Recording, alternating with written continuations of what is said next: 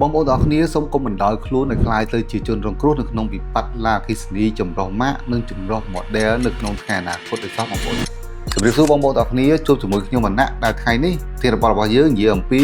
វិបត្តិឡាអគ្គិសនីចម្រុះម៉ាកនិងចម្រុះ model នាពេលអនាគតទីរបស់មួយនេះវាអាចនឹងប៉ះពាល់ដល់បងប្អូនយើងដែលរស់ស៊ីក្នុងវិស័យឡាអគ្គិសនីប៉ុន្តែគាត់ថាវាបានជួយផលប្រយោជន៍ច្រើនមែនទែនទៅបងប្អូនប្រជាពលរដ្ឋខ្មែរយើងដែលប្រើប្រាស់ឡាអគ្គិសនីផ្ទាល់ក៏ដូចជាផលប្រយោជន៍ទៅសេដ្ឋកិច្ចជាតិនាពេលអនាគតផងដែរហើយខ្ញុំក៏ចង់បញ្ជាក់ជូនបងប្អូនថាវិបត្តិមួយនេះវាមិនមែនជារបស់នរណាម្នាក់ដាច់មុខនោះទេបងប្អូនបាទនៅពេលដែលវាកើតមានឡើងអ្នកទាំងអស់គ្នាគឺជាអ្នកទទួលរងទាំងអស់គ្នាបាទមិនថាតែខ្ញុំដែលកំពុងតែនិយាយមិនថាបងប្អូនដែលរស់ស៊ីក្នុងវិស័យឡាអគ្គិសនីបាទមិនថាបងប្អូនប្រជាពលរដ្ឋដែលប្រើប្រាស់ឬក៏រដ្ឋាភិបាលនោះទេបាទគឺត្រូវតែជួបទាំងអស់គ្នាតែម្ដងបងប្អូនណាហើយខ្ញុំក៏សង្ឃឹមផងដែរថាក្រោយបងប្អូនមើលវីដេអូនេះចប់បងប្អូននឹងចូលរួមដើម្បីទប់ស្កាត់វិបត្តិនេះជាមួយគ្នាហើយក៏ដូចជាចូលរួមមតិយោបល់សម្រាប់ប្រធានបទនេះទាំងអស់គ្នាក្នុងន័យស្ថាបនាហើយនឹងអភិវឌ្ឍរីកចម្រើនសម្រាប់ប្រទេសជាតិរបស់យើងទាំងអស់គ្នាបងប្អូនបាទអញ្ចឹងវីដេអូថ្ងៃនេះរៀងវែងបន្តិចសង្ឃឹមថាបងប្អូននឹងចូលរួមស្ដាប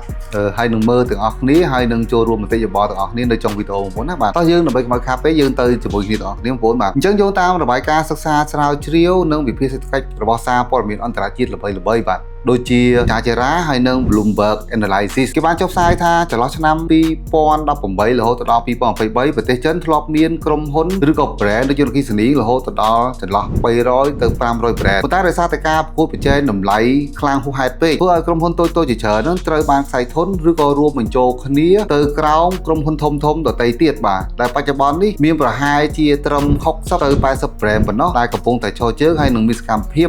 លក់នៅលើទីផ្សារបច្ចុប្បន្នហ្នឹងបងប្អូនណាបាទហើយ brand ដែលធំឈរលំដាប់នោះគឺមានប្រហែលជា7ទៅ8ក្រុមហ៊ុនតែប៉ុណ្ណោះទេបងប្អូនបាទឥឡូវយើងក៏លេខមកមើលទីផ្សារប្រទេសកម្ពុជារបស់យើងវិញបាទសម្រាប់ទីផ្សារឡាអគ្គិសនីប្រទេសកម្ពុជារបស់យើងបច្ចុប្បន្ននេះខ្ញុំសង្កេតឃើញថាមានការហូរចូល brand ឡាអគ្គិសនីចម្រុះម៉ាកនិងចម្រុះ model នឹងច្រើនខ្លាំងមែនទែនបងប្អូនបាទដែលវាគឺជាក្តីបារម្ភរបស់ខ្ញុំផ្ទាល់បើសិនជាបាទកម្មភាពនេះវាចេះតែបន្តដែលមិនមានការទប់ស្កាត់ពីរដ្ឋាភិបាលឬក៏មិនមានការចូលរួមចំណែកពីអ្នកលក់ឡាអគ្គិសនីបាទអ្នកនាំចូលឡាអគ្គិសនីហើយនឹងស្របពេលដែលប្រជាពលរដ្ឋខ្មែររបស់យើងបាទមិនមានការយល់ដឹងទៀតនោះបាទឈូឆរទិញតាមគេតាមឯងនោះខ្ញុំគិតថាវិបត្តិនេះតែកំពុងតែបានកើតនៅប្រទេសចិនហើយនឹ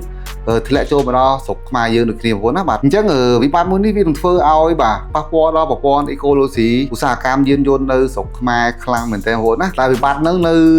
នៅស្រុកចិនគេអាចនិយាយថាជាវិបត្តិឡានកូនកំព្រាបាទនៅពេលដែលក្រុមហ៊ុនដើមបាទរលំទៅខ្សែធនទៅបិទទៅបាទអញ្ចឹងឡានដែលផលិតមកហើយអ្នកដែលប្រើប្រាស់ឡានដែលក្រុមហ៊ុនខ្សែធនហ្នឹងត្រូវកំព្រាយ៉ាងម៉េចបងប្អូនណាបាទគឺអត់មានគ្រឿងបន្លាស់នៅពេលដែលឡានខូចហើយលក់វិញអត់មានអ្នកទិញអញ្ចឹងគឺរបស់ហ្នឹងគឺបាត់បង់តម្លៃទាំងស្រុងតែម្ដងបងប្អូនបាទតោះបងប្អូនយើងចូលទៅចំណុចទី1និយាយអំពីផលប៉ះពាល់និងវិបត្តិដែលកើតមានពីការនាំចូលនៅរថយន្តអគ្គិសនីចម្រុះម៉ាកចម្រុះ model ច្រើនហួសហេតុពេកចូលមកក្នុងប្រទេសកម្ពុជារបស់យើងបងប្អូនបាទអញ្ចឹងវិបត្តិទី1គឺពាក់ព័ន្ធជាមួយនឹងគ្រឿងបន្លាស់និងសេវាកម្មក្រោយការលក់បងប្អូនអាចសម័យបានថានៅពេលដែលមានឡានច្រើនម៉ាកច្រើន model ពេកបាទហូរចូលមកក្នុងទីផ្សារប្រទេសកម្ពុជាគឺបញ្ហាចម្បងគេគឺពាក់ព័ន្ធជាមួយនឹងគ្រឿងបន្លាស់តែម្ដងបាទពីព្រោះថាឡានច្រើនម៉ាកច្រើន model អ្នកលក់មិនអាចនាំចូលបាទគ្រឿងបន្លាស់ឲ្យបានគ្រប់ចំនួនទេបងប្អូនណាបាទអញ្ចឹងជាហេតុធ្វើឲ្យនៅពេលដែលឡានមានបញ្ហាបងប្អូនត្រូវរងចាំយូរក្នុងការកម្មង់ប្រជាទិញគ្រឿងបន្លាស់ពីក្រៅស្រុកមកទី2តំណែងក៏ថ្លៃសេវាកម្មក៏ថ្លៃបាទហើយមួយទៀតដែលសំខាន់ចម្បងនោះគឺពាក់ព័ន្ធមួយ software តែម្ដងបាទព្រោះឡានខុសម៉ាកខុស model គឺអា software ឬក៏ operating system របស់វាហ្នឹងគឺខុសគ្នាទាំងអស់អញ្ចឹងវាធ្វើឲ្យមានបញ្ហាមួយទៀតគឺកង្វះខាតជាងជំនាញបច្ចេកទេសព្រោះជាងគឺអាចតាមទាន់អា standard software ទាំងអស់ទេបាទព្រោះឡានមួយក៏ខុសគ្នាទាំងអស់អញ្ចឹងរាល់ពេលមានបញ្ហាម្ដងពួកគាត់ត្រូវចំណាយពេលដើម្បីសិក្សាស្រាវជ្រាវហើយនឹងធ្វើវាបាទអញ្ចឹងត្រូវរងចាំច្រើនហើយសេវាកម្មក៏ថ្លៃទៅតាមនឹងដែរបងប្អូនណាបាទទី2បាទចំណុចទី2គឺវាពាក់ព័ន្ធជាមួយនឹងវិបត្តិតម្លៃឡានជជុះដែលមិនមានភាពច្បាស់លាស់នាពេលអនាគតអញ្ចឹងទី1ពាក់ព័ន្ធមួយវិបត្តិឡានជជុះឡានរបស់បងប្អូននឹងខ្លាចទៅជាឡានកំព្រាដូចខ្ញុំនិយាយពីខាងដើមអញ្ចឹងឡានកំព្រាមានថាម៉េចបងប្អូនបាទទី1គឺអត់មានគ្រឿងបន្លាស់បាទនៅពេលឡានបងប្អូនមានបញ្ហាត្រូវការគ្រឿងបន្លាស់គឺយើងមិនអាចរកទិញគ្រឿងបន្លាស់បានទេព្រោះថាឡានដែលយើងទិញមកប្រើហ្នឹងគឺក្រុមហ៊ុនដើមបានខ្សែធនបាត់ទៅហើយបងប្អូនឬក៏សម្រាប់ model មួយហ្នឹងគេលេងផលិតបាទផលិតបាន1ឆ្នាំ2ឆ្នាំចូលឆ្នាំក្រោយគេផលិតស៊េរីថ្មីមកទៀតអញ្ចឹងអា សេរីចាស់ហ្នឹងគឺគេលេងផលិតគ្រឿងបន្លាស់ដើម្បីផ្គត់ផ្គង់ទៀតហើយបាទគេផលិតតែសម្រាប់ model ថ្មីៗទេអញ្ចឹងវាជាបញ្ហាដែលសំខាន់បំផុតបងប្អូនណាបាទហើយស្របពេលដែលអត់មានគ្រឿងបន្លាស់ហើយបងប្អូនត្រូវការដោះដូរឡានចង់លក់ចេញទៀតបាទនេះហើយគឺគេហៅថាឡានអគ្គិសនីបាទកូនកំព្រាបាទអត់មានអ្នកទទួលខុសត្រូវបាទក្រុមហ៊ុននាំចូលខ្សែធនបិទទ្វារហើយបងប្អូនខូចត្រូវការទិញគ្រឿងបន្លាស់អត់មានគ្រឿងបន្លាស់ហើយលក់វិញគេអត់ទិញទៀតបាទអញ្ចឹងរបស់ហ្នឹងគឺស្មើនឹងបាត់តម្លៃទាំងស្រុងតែម្ដងបងប្អូនណាបាទហើយសម្រាប់វិបត្តិមួយទៀតនៅក្នុងវិបត្តិតម្លៃឡានជួសនោះគឺពាក់ព័ន្ធជាមួយនឹងតម្លៃគឺធ្លាក់ចុះខ្លាំងមែនទែនបាទដោយសារតែរៀងរាល់ឆ្នាំគឺមានការនាំចូលម៉ាកនិង model ថ្មីហូរហែរហូតបាទអញ្ចឹងធ្វើឲ្យអាឡានដែលគ្នាទៅមកទិញជិះបានមួយឆ្នាំពីរឆ្នាំហ្នឹងទៅជាឡានចាស់ហួសសម័យលែងមានអ្នកចង់ជិះបាទនេះហើយគឺធ្វើឲ្យតម្លៃឡានជួសមកទឹកហ្នឹងគឺធ្លាក់ថ្លៃខ្លាំងមែនទែនដែលវាជាការធ្វើឲ្យខាតបង់បាទដល់អ្នកប្រើប្រាស់ហើយក៏វាជាមូលហេតុមួយដែលធ្វើឲ្យអ្នកប្រើប្រាស់ហ្នឹងបាត់បង់ទំនុកចិត្តក្នុងការទិញឡានអគ្គិសនីទៅប្រើប្រាស់ផងដែរបាទចូលដល់ចំណុចទី3ធំពាក់ព័ន្ធជាមួយនឹងវិបត្តិភ័ន្តច្រឡំដែលអ្នកទិញហ្នឹងពិបាកសម្រេចចិត្តក្នុងការទិញឡានអគ្គិសនីបាទអញ្ចឹងចំណុចទី1បាទអតិថិជននឹងបង្វេរនៅក្នុងគេហៅថាសមុទ្រព័ត៌មានព្រោះថាអ្នកនាំចូល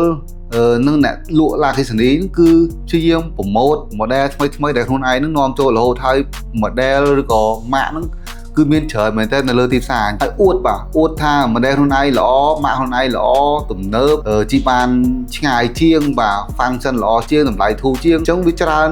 model ពេកអញ្ចឹងធ្វើឲ្យអ្នកប្រើប្រាស់ហ្នឹងគឺវែងវំមិនដឹងថាយកមួយណាតែជិះមកល្អទេអញ្ចឹងធ្វើឲ្យគាត់សម្រេចចិត្តខុសក្នុងការទិញ model ដែលគាត់មិនស្គាល់ឬក៏មិនទិញតែម្ដងដោយសារច្រើនពេកបាទអញ្ចឹងគាត់វែងវំគាត់មិនដឹងទីមួយណាខុសគាត់ជប់ប្រើហ្មងបាទគាត់ទៅប្រើឡានសាំងឡានអីវិញអញ្ចឹងទៅមកណាបាទហើយចូលដល់ចំណុចទី4ធំបាទផលប៉ះពាល់សម្រាប់អ្នកចាយនិងអាជីវកម្មនៅក្នុងស្រុកបាទអញ្ចឹងនៅពេលដែលវិបត្តិនេះកើតមានឡើងមិនមែនតែអ្នកប្រើប្រាស់ទេដែលជួបវិបត្តិបាទសូម្បីតែបាទពួកយើងដែលជាអ្នកលក់ឡានអគ្គិសនីអ្នករកស៊ីក្នុងផ្ទៃឡានអគ្គិសនីក៏មានផលប៉ះពាល់ដែរបងប្អូនណាបាទទីមួយគឺពាក់ព័ន្ធជាមួយនឹងការប្រកួតប្រជែងតម្លៃតែម្ដងទី2បងប្អូនបាទព្យាយាមនាំ model ថ្មីមករហូតដើម្បីតែចង់ចំណេញបាទចង់ចំណេញចង់ឈ្នះលើទីផ្សារអួតគេថា model យើងថ្មីបាទទុំចូលថ្មីអាប់ដេតច្រើន function ទំនើបរែងបានឆ្ងាយជាងហ្នឹងគឺបងប្អូនដូចធ្វើបាបខ្លួនឯងអញ្ចឹងព្រោះនៅពេលដែលបងប្អូននាំមកថ្មីអ្នកផ្សេងគេអាចនាំ model ថ្មីមកប្រកួតប្រជែងជាមួយយើងដែរអញ្ចឹងធ្វើឲ្យការប្រកួតប្រជែងហ្នឹងវាទៅជាការប្រកួតប្រជែងដែលស៊ីសាច់ហុចឈាមបាទជាតម្លាក់តម្លៃអញ្ចឹងក្រោយគឺអ្នកណានឹងងាប់បាទគឺយើងទាំងអស់គ្នានឹងឯងជាអ្នកលក់ឡាននឹងឯងជាអ្នកងាប់អស់គ្នាដូចបច្ចុប្បន្នចាស់ស្ដាយយើងលើកឧទាហរណ៍ចាស់ស្ដាយតែម្ដងបាទបច្ចុប្បន្ននេះគឺឡានអគ្គិសនីនៅលើទីផ្សារគឺមានការប្រកួតប្រជែងគ្នាខ្លាំងមែនទែនបាទអ្នកខ្លះតម្លាក់រហូតទៅដល់តម្លៃដើមទៅទៀតបាទសុខចិត្តកាត់ធានាកាត់អីចោលទាំងអស់បាទលក់តម្លៃដើមធ្វើម៉េចឲ្យតបានឈ្នះទីផ្សារឲ្យតបានលក់បងប្អូនណាបាទអញ្ចឹងគឺធ្វើបាបទាំងខ្លួនឯងធ្វើបាបទាំងអ្នកប្រើប្រាស់ផងដែរបាទចូលដល់ចំណុចទី5បាទផលប៉ះពាល់សម្រាប់សេដ្ឋកិច្ចនៅក្នុងប្រទេសបងប្អូនត្រូវដឹងថាឡានគឺជាទ្រព្យសម្បត្តិរបស់ប្រជាពលរដ្ឋកាលណាដែលឡានជជុះឬឡានមកទឹកដែលគាត់ប្រើហើយធ្លាក់ថ្លៃខ្លាំងពេកវាធ្វើឲ្យប្រជាពលរដ្ឋបាត់បង់នៅផលប្រយោជន៍អញ្ចឹងទី1គាត់អាចនឹងមិនមានលទ្ធភាពបាទធ្វើការដោះដូរឡានថ្មីទេអញ្ចឹងក៏អត់មានត្រូវការទិញឡានថ្មីទេដោយសារឡានចាស់គាត់លក់អត់ចាញ់ចាស់ស្ដែងរាល់ថ្ងៃគឺចឹងហើយសម្រាប់បងប្អូនប្រជាពលរដ្ឋយើងដែលត្រូវការដោះដូរឡានថ្មីព្រោះតែគាត់លក់ឡានចាស់គាត់បានសិនទើបគាត់មានលុយបន្ថែមដើម្បីយកឡានថ្មីមកប្រើប្រាស់អញ្ចឹងនៅពេលដែលគាត់អត់មានលទ្ធភាពបាទឬក៏ឡានគាត់បាត់បង់តម្លៃលក់អត់ចាញ់តែម្ដងគឺគាត់មិនអាចមានលទ្ធភាពទៅធ្វើការដោះដូរឬក៏ទិញឡានថ្មីទេអញ្ចឹងក៏វាប៉ះពាល់ដល់យើងជាអ្នកលក់ឡានហើយនឹងប៉ះពាល់ដល់ចរន្តសេដ្ឋកិច្ចទាំងមូលបាទនៅពេលដែលបងប្អូនប្រជាពលរដ្ឋបាត់បង់ប្រយោជន៍នៅក្នុងការទិញឡានមកប្រើប្រាស់ហ្នឹងមិនមែនប៉ះពាល់តែក្នុងវិស័យឡានតែមួយមុខទេបងណាបាទប៉ះពាល់ដល់បាទសេដ្ឋកិច្ចផ្សេងទៀតបាទតែយើងហៅថា purchase power បាទអញ្ចឹងបងប្អូនអស់លទ្ធភាពគាត់មិនអាចបង្វិលលុយទៅទិញសម្ភារៈផ្សេងទៀតបានព្រោះគាត់ខាតលុយជាមួយនឹងឡាននឹងបាត់ទៅហើយអញ្ចឹងដំណើរការចរន្តសេដ្ឋកិច្ចបាទផ្សេងទៀតក៏វាប៉ះពាល់ផងដែរព្រោះគាត់អត់មានលទ្ធភាពទៅទិញរបស់ផ្សេងទៀតយកមកប្រើប្រាស់បងប្អូនណាបាទចំណុចមួយទៀតបាទគឺហាងលក់ឡាននៅក្នុងស្រុកអាចនឹងប្រឈមមុខទៅនឹងការខ្សែធនបាទព្រោះ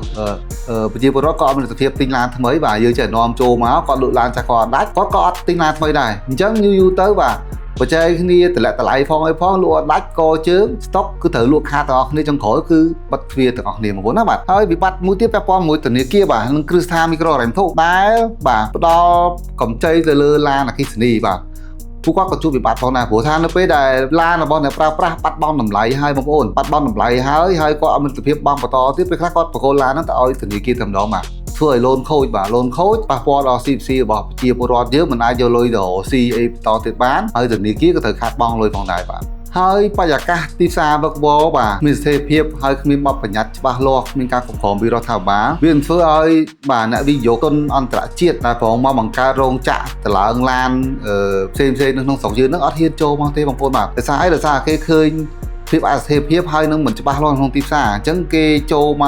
កតឡើងរោងចក្រដើម្បីផលិតឡានក្នុងស្រុកយើងដែលអាចនឹងផ្ដល់តម្លៃធូរឲ្យប្រជាជនយើងប្រើនោះគឺគេហ៊ានចូលទេព្រោះគេខ្លាចខ្សែធនបងប្អូនណាបាទអញ្ចឹងយើងអាចមើលឧទាហរណ៍ចាស់ស្ដែងបច្ចុប្បន្នតែម្ដងបងប្អូនអាចមើលឃើញបានទាំងអស់គ្នាបាទមួយរយៈចុងក្រោយដែលឡានអគ្គិសនីចូលមកច្រើនពេកបាទរូបភាពដំបូងយើងគិតថាវាល្អប្រសើរដោយសារតែក្រុមហ៊ុនធំៗមួយចំនួនបាទដូចជា Toyota បាទដូចជា Ford ដែលមានរោងចក្រក្នុងស្រុកហ្នឹងចាប់ផ្ដើមទម្លាក់តម្លៃរបស់ខ្លួនបាទតម្លៃរបស់ខ្លួនបានច្រើនគួរសមដែរបាទប៉ុន្តែมันអាចតម្លាក់ហួសហេតុពេកទេបងប្អូនណាបាទនៅពេលដែលវាតម្លាក់ហួសហេតុពេកក្រុមហ៊ុនគេលេងចំណេញគេនឹងបិទទ្វារបងប្អូនណា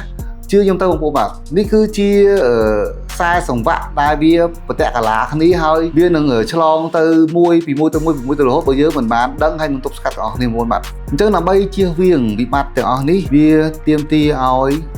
យយើងទាំងអស់គ្នាត្រូវតែចូលរួមទាំងអស់គ្នាបងប្អូនណាបាទអញ្ចឹងចំណុចទី1គឺចាប់ផ្ដើមពីខ្ញុំគិតថាចាប់ផ្ដើមពីរដ្ឋាភិបាលទៅមុនរដ្ឋាភិបាលគួរតែត្រួតពិនិត្យហើយនឹងទប់ស្កាត់ការនាំចូលម៉ាកឬក៏ model ច្រើនហួសហេតុពេកជាពិសេសគឺម៉ាកឬ model ដែលមិនមានគុណភាពហើយមិនមានភាពរឹងមាំជាពិសេសគឺរឹងមាំផ្នែកក្រុមហ៊ុនបាទក្រុមហ៊ុន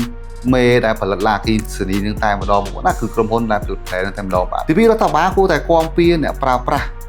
បាទមិនឲ្យក្រុមហ៊ុននាំចូលបាទឬក៏អ្នកលក់ហ្នឹងបាទលក់ថ្លៃហួសហេតុពេកឬក៏គិតសេវាជួសជុលនិងលក់គ្រឿងបន្លាស់ហ្នឹងថ្លៃហួសហេតុពេកនៅពេលដែលឡានអ្នកប្រើប្រាស់ឬក៏ឡានប្រជាពលរដ្ឋហ្នឹងមានបញ្ហាត្រូវការជួសជុលបាទដូចជាស្ដែងករណី2 case ដែលបងប្អូនឃើញស្រាប់ហើយបាទគឺឡានដែលយើងឃើញថាប៉ះពាល់ទីទួយសោះបាទប៉ុន្តែជួសជុលរហូតដល់$8,000 $9,000 $9,000បាទអូខេករណីហ្នឹងគឺបងប្អូនអាចដឹងខ្លួនឯងបាទចូលមកដល់ចំណុចនេះខ្ញុំសូមបើកវងចោតទីបងប្អូនបាទរាល់ថ្ងៃនេះបើមិនមានការ៉ាសសេរីចាស់ដែលតកែជាខ្មែរដោយពួកខ្ញុំបាទនាំចូលឡានអគ្គិសនីយកមកលក់ចែកជូនបងប្អូនប្រើទេប្រហែលជាបងប្អូនប្រជាពលរដ្ឋខ្មែរយើងអត់សម្បូរសប្បាយដូចបច្ចុប្បន្ននេះទេបងប្អូនបាទពាក់ព័ន្ធមួយតម្លៃទិញយកទៅប្រើប្រាស់ហើយនឹងសេវាកម្មជួសជុលឬទិញគ្រឿងបន្លាស់ផ្សេងៗរដ្ឋាភិបាលគួរតែបាទគាំពៀពួកយើងផងដែរបងប្អូនបាទអូខេចូលដល់ចំណុចទី4បាទជាការសំណូមពរទៅបងប្អូនខ្មែរយើងដែលជាម្ចាស់ការ៉ាសនាំចូលឡានអគ្គិសនីមកលក់បាទទៅបងប្អូននាំចូលតែឡានដែលមានស្តង់ដារគុណភាពហើយនឹងក្រុមហ៊ុនរឹងមាំទៅបានហើយបងប្អូនបាទហើយកុំនាំចូលម៉ាកឬ model នឹងច្រើនពេកតែវាជាផលប៉ះពាល់ទៅថ្ងៃអនាគតបាទហើយផលប៉ះពាល់បច្ចុប្បន្ននោះគឺការប្រគប់ចេញតម្លៃនៅពេលបងប្អូនយក brand មកច្រើនពេកបាទដើម្បីឈ្នះទីផ្សារ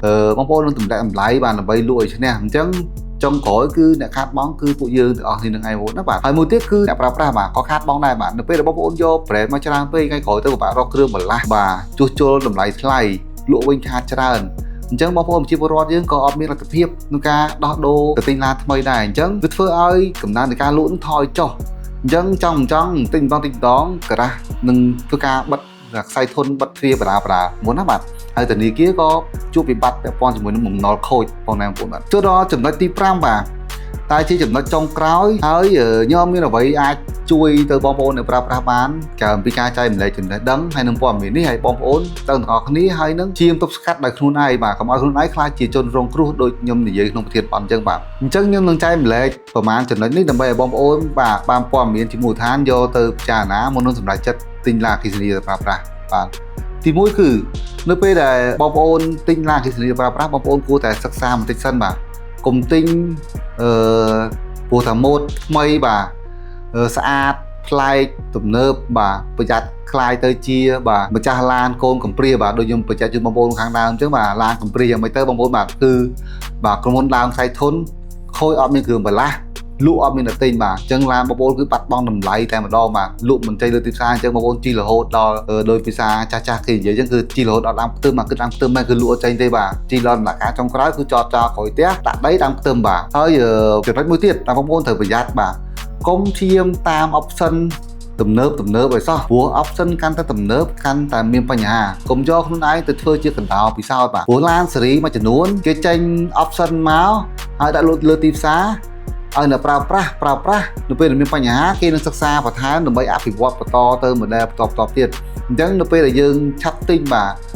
ជាមួយនឹង model ឬក៏ option ដែលគេចេញមកថ្មីតែមិនទាន់បានឆ្លងមកមួយជំនាន់ពីជំនាន់នោះបងប្អូននឹងខ្លាចទៅជាកណ្ដោពិសោធន៍របស់ក្រុមហ៊ុនផលិតឡានហើយបងប្អូនណាបាទចំណុចបន្តបាទបងប្អូនកុំរត់ដេញសេរីលឿនពេកបងប្អូនណាបាទ ឡាគិសនីយើងគោលដៅរបស់យើងគឺយើងទិញទៅប្រើប្រាស់ដើម្បីសំចៃបងប្អូនទៅអត់បាទអញ្ចឹងកុំជីបានមួយឆ្នាំពីរឆ្នាំបងប្អូនឃើញ model ថ្មីស្អាតមកលោតផ្លោះតាមគេតាមអីបងប្អូនណាបើសិនបងប្អូនមានលទ្ធភាពអត់បញ្ហាទេតែសម្រាប់បងប្អូនដែលបាទចំណូលយើងសំរុំល្មមយើងកុំលោតផ្លោះបាទកុំលោតផ្លោះតាមគេតាមអាយបងប្អូនណាព្រោះការដែលយើងលោតផ្លោះលឿនពេកក៏យើងត្រូវចំណាយលុយពីកប៉ាល់របស់យើងនឹងបន្ថែមទៀតជារឿយៗនឹងឯងដែលធ្វើឲ្យវាខាតបង់លុយដែលយើងត្រូវយកទៅធ្វើដើមទុនរកស៊ីបងប្អូនបាទអញ្ចឹងការចែកម្លែករបស់ខ្ញុំគឺមានតែប៉ុណ្្នឹងទេបាទគឺខ្ញុំថាបងប្អូនទាំងអស់គ្នាដែលបានមើលវីដេអូនេះហើយជួយចូលរួមបាទ comment ពាក់ព័ន្ធជាមួយប្រធានបទនេះទាំងអស់គ្នាហើយយើងនឹងចូលរួមទប់ស្កាត់ក៏ដូចជាស្ថាបនាប្រទេសជាតិរបស់យើងទាំងអស់គ្នាបាទអរគុណច្រើនបាទចាំជួបគ្នានៅវីដេអូបន្ត